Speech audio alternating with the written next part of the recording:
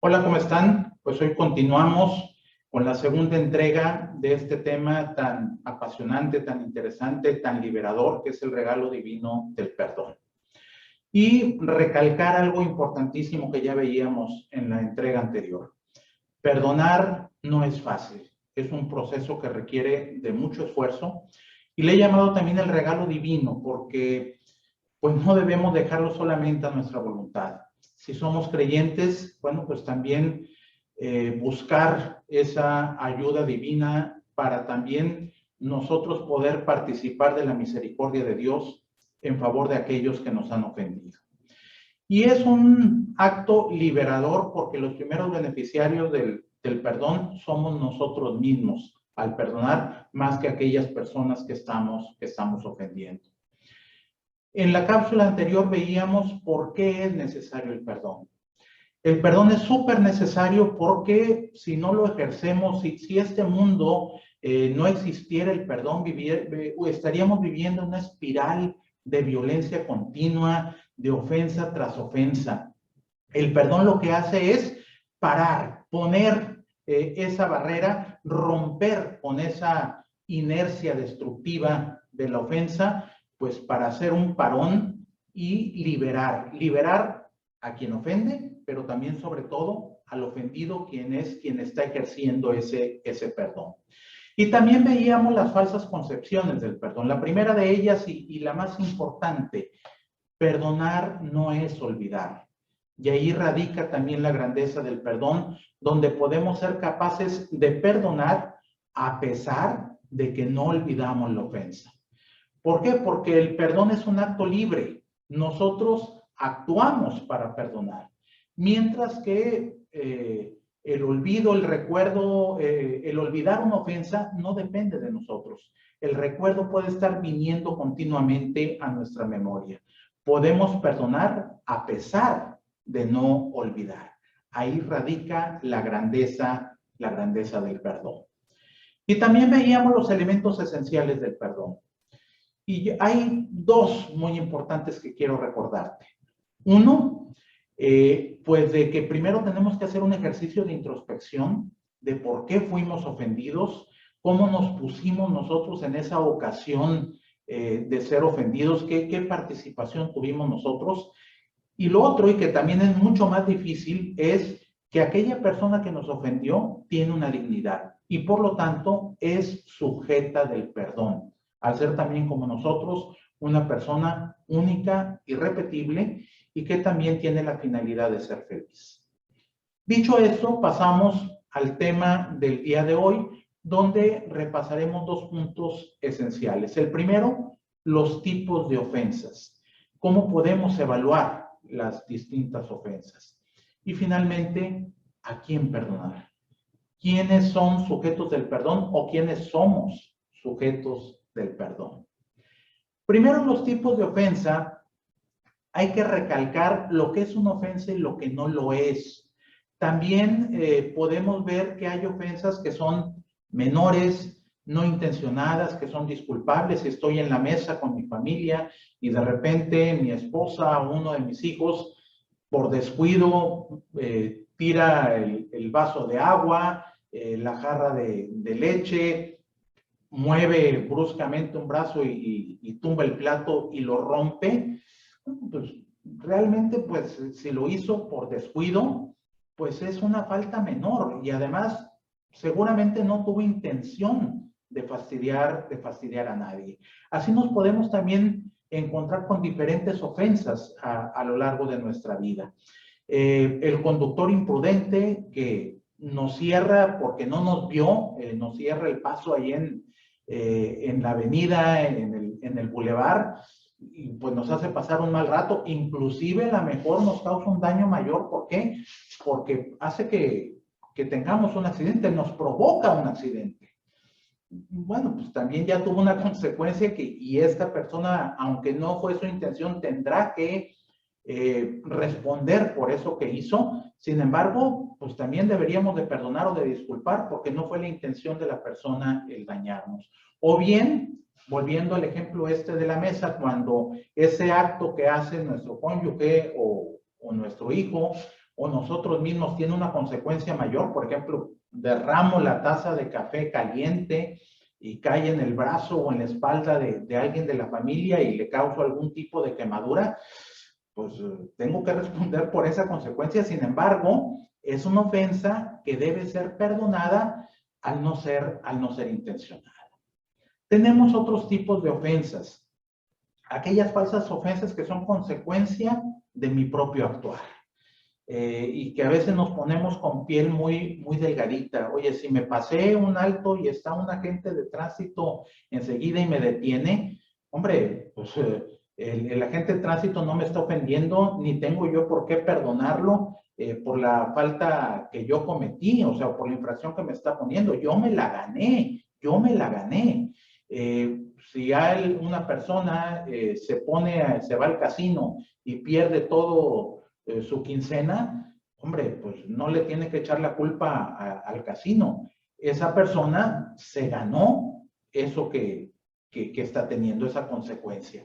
Entonces son falsas ofensas que son consecuencias de mi propio actuar y que, bueno, pues esas no tengo que perdonar a nadie, al contrario, soy yo quien cometí esas ofensas, pues al pasarme el alto de manera imprudente, al gastar ese dinero donde no debía, pues soy yo quien tengo que pedirle perdón a personas singulares y concretas y hacer un gran esfuerzo para no ponerme nuevamente en esa ocasión, pues de pasarme un alto, de ser más precavido o bien, por no ponerme en ocasión, de perder mi dinero en tonterías. También tenemos las ofensas cometidas por extraños. Hombre, y hay algunas que son ofensas, pues, que se pueden pasar, tolerar. Volvemos al cierre del auto que me hace en el bulevar, pues aquella persona con la que me disgusté en mi trabajo y acabamos mal, y que finalmente, bueno, con el tiempo podemos tolerar esas ofensas y perdonarlas. Sin embargo, hay ofensas cometidas por extraños mucho más fuertes. Oye, ese cerrón que me produjo o que me hizo una persona y que causó un accidente y que tuvo consecuencias en mi salud, o bien ese extraño que es un médico y que cometió un error por negligencia y que tuvo unas consecuencias en mi salud o la de algún ser querido. Hombre, son también tipos de ofensas que tenemos que considerar. Y las que más cuesta perdonar, las que más duelen, son las ofensas cometidas por personas amadas, por familiares muy cercanos, a lo mejor mi cónyuge, mis hijos, amigos. ¿Por qué? Porque al estar entre personas amadas, el amor, pues uno cuando ama, pues exige una reciprocidad al esposo, a la esposa, al amigo, al hijo, al compañero de trabajo con el quien ya tuve una relación, no nada más de trabajo, sino ya más estrecha de amistad, y pues yo no espero una ofensa de esa persona. Entonces, por eso duelen las ofensas de las personas amadas, porque en ese trato de amor, pues se exige o se espera al menos una reciprocidad. Y luego tenemos las ofensas perdidas del pasado, que esas son muy difíciles de sanar porque, en primer lugar, no las tenemos conscientes, las tenemos allá olvidadas. Sin embargo, cuando estamos analizando una ofensa presente, debemos también de darnos cuenta qué tanto pertenece a una consecuencia de que no he curado algo que traigo allá desde el pasado, desde mi infancia, de mi relación con mis padres, con un hermano, con un tío, con aquel desplante que me hizo mi abuela, a lo mejor de manera voluntaria o involuntaria, y que ahí lo traigo guardado y que no he sido capaz de perdonar. A todo esto debemos de tomar en cuenta al momento que estamos evaluando la ofensa. Ya cuando veamos en la cápsula siguiente ese itinerario del perdón, nos meteremos a fondo en esas ofensas perdidas del pasado. Ahora, ¿qué sucede cuando el ofensor soy yo? Que también es algo que a veces nos cuesta mucho reconocer.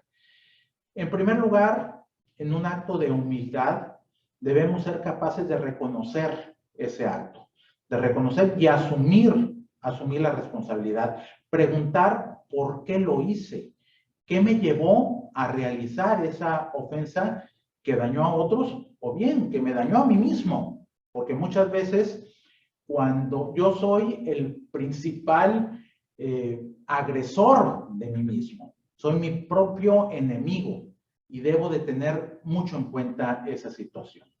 Y asumir la responsabilidad. Y en asumir la responsabilidad debemos de tomar en cuenta que la responsabilidad tiene cuatro aspectos que debo de tener en cuenta. El primero, hay una responsabilidad antecedente. ¿Cuál fue la causa de que hice lo que hice? ¿Por qué lo hice? ¿Qué me motivó a hacerlo? Esa es una responsabilidad antecedente. Luego la responsabilidad consecuente. Oye, debo de asumir la responsabilidad de las consecuencias de aquello que cometí. Si me pasé un alto y pues cometí una infracción, pues debo de saber pagar por eso. Si provoqué un accidente, debo de asumir la responsabilidad por eso. Si hice un comentario imprudente, debo de asumir la responsabilidad de ese actuar que hice. Luego existe una responsabilidad congruente. No se nos olvide que a pesar de que somos personas únicas y irrepetibles, también somos personas que coexistimos con otras. Y por lo tanto, nuestra posición, el puesto que tengo, la responsabilidad que tengo en la sociedad, exige un comportamiento. Debo ser congruente con ese comportamiento. Si soy una persona casada, pues espera cierto comportamiento congruente con ese estado que vivo, ese estado del matrimonio. Si tengo un puesto de trabajo, debo de actuar también congruente a esa responsabilidad que tengo en mi trabajo. Ser congruente en lo que pienso, en lo que digo, en lo que hago. Y finalmente, una responsabilidad trascendente. Saber que lo que hacemos no se quede en nosotros. Siempre tiene una consecuencia en los demás. Nada de lo que hacemos se encierra en nosotros. Somos seres abiertos. Y al coexistir, lo que hacemos también trasciende a los demás. Y una vez que reconocí el acto, que analicé por qué lo hice, que asumí la responsabilidad, el siguiente paso, pues, es pedir perdón. Ser capaces de pedir perdón, tener esa humildad de hacerlo. Ahora, ¿a quién debemos de perdonar o quiénes son sujetos del perdón? Y aquí quiero hacer énfasis en estos puntos que quiero señalar. A los extraños, obviamente. Vuelvo a esa persona que me cerró el paso con su vehículo, intencional o no intencional, en la avenida, en el bulevar. A ese médico que por una negligencia, pues, provocó un estado de salud temporal o permanente en mí o en un ser querido, en un hijo, en mi esposa, en mis padres. Bueno, a ellos debo de ser capaces de perdonar. Por supuesto que los amigos y allegados. Si vivo de manera constante conviviendo con una persona, qué difícil es vivir resentido con esa persona. Debemos de ser capaces de perdonar a esos amigos y allegados. Oye, muchas veces estoy resentido, pues no con amigos y allegados, sino con instituciones.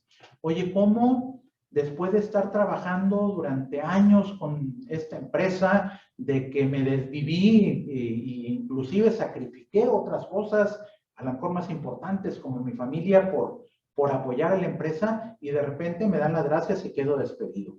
No, también a esas instituciones debo de saber pedir perdón, porque dentro de esas instituciones finalmente hay personas. Finalmente, no son las instituciones las sujetas del perdón, sino las personas que están ahí. A través de esas personas es como también pido perdón o perdono a las instituciones. Este punto es muy importante, y no porque Dios requiera ser perdonado, pero aquí debemos de hacer un análisis de introspección. porque muchas veces culpamos a Dios de cosas donde Dios obviamente no es culpable.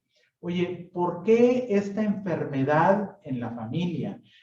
¿Por qué me está yendo mal en mi trabajo? ¿Por qué me está pasando lo que me está pasando?